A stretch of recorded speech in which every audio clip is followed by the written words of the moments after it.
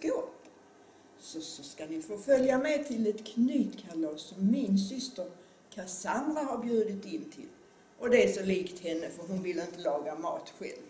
Ju mer vi är tillsammans, tillsammans, tillsammans. Ju mer vi är tillsammans, ju gladare vi blir. För dina vänner är mina vänner och Doftar blommor och luktar skit.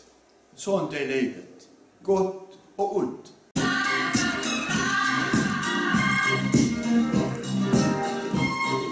Politiskt stod man långt till vänster. Man romantiserade befrielserörelsen.